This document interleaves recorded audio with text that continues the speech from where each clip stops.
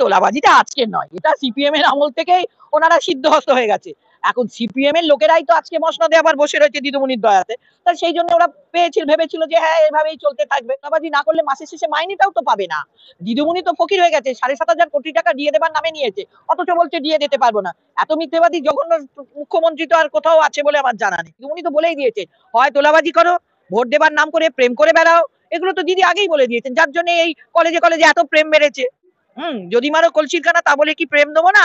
আছড়াই যাই করি না কেন, প্রেম করে যাও তোমরা। ফলে কোনো মহিলা তার প্রতি আসক্ত থাকুক চাই না থাকুক, তাদের প্রেম উতলে ওঠে। পুলিশ কি করবে? পুলিশ তো তার আন্ডারে, তো তাকে তো নিতেই হবে। এবং তার কাটমানিও আবার 30-এর বি হরিশ চ্যাটার্জি স্ট্রিট আর শান্তিনিকেতন বিল্ডিং এ না দিলে আবার তার মাইনেটাও পাবে না, আর উচ্চ পদে যেতেও পারবে না, আবার ডিমোশন হয়ে আবার কোথায় চলে যাবে। তার জন্য তো তোলাবাজিটা নিউ আলিপুরে করতে হবে। আবার ববি হেকিম আছে, আবার তার হেকিমেকেও আবার কিছু টাকা দিতে হবে, তো কি করে?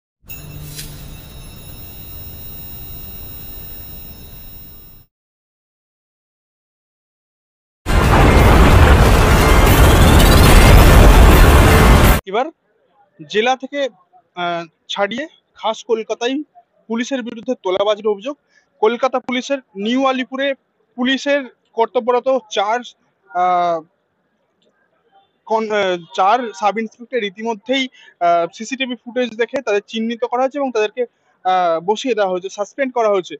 অভিযোগ যে তোলাবাজি করা হয়েছে এবং তোলার টাকা না পেয়ে 30 থেকে 40টার মতো অভিযোগ যে ট্রাক ভাঙচুর করা হয়েছে।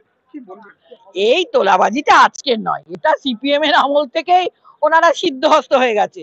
এখন সিপিএম এর লোকেরাই তো আজকে মসনদে আবার বসে রয়েছে দিদিমণির দয়াতে। তা সেই জন্য ওরা ভেবেছিল যে হ্যাঁ এভাবেই চলতে থাকবে। তাই জন্য ওরা তোলাবাজি করে যাচ্ছে। তোলাবাজি না করলে মাসের শেষে মাইনেটাও তো পাবে না। দিদিমণি তো ফকির হয়ে গেছে, 7,500 কোটি টাকা দিয়ে দেবার নামে নিয়েছে, অথচ বলছে দিয়ে দিতে পারবো না। এত মিথ্যেবাদী জঘন্য মুখ্যমন্ত্রী তো আর কোথাও আছে বলে আমার জানা নেই। তো ওরা তাদের সংসার চালাবে কি করে, তাই তোলাবাজি করছে। দিদিমণি তো বলেই দিয়েছে, হয় তোলাবাজি করো, ভোট দেবার নাম করে প্রেম করে বেড়াও। এগুলো তো দিদি আগেই বলে দিয়েছেন, যার জন্য এই কলেজে কলেজে এত প্রেম বেড়েছে। যদি মারো কলসির কানা, তা বলে কি প্রেম দেবো না? আছড়াই যাই করি না কেন, প্রেম করে যাও তোমরা।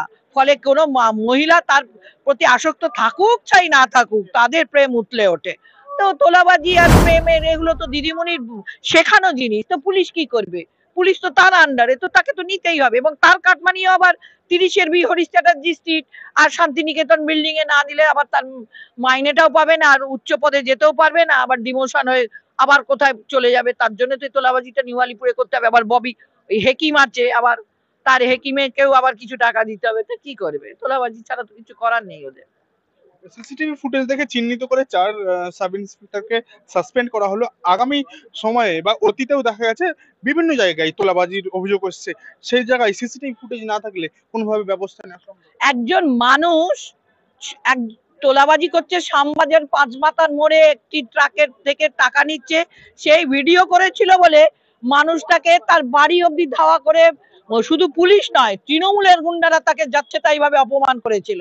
তা আজকে এটার ব্যাপারে আর কি আছে? এই তোলাবাজি না করলে পুলিশ বাঁচতে পারবে না, এটা তো বুঝতে হবে। তাকে তোলাবাজি করতেই হবে, এছাড়া কোনো উপায় নেই ওদের।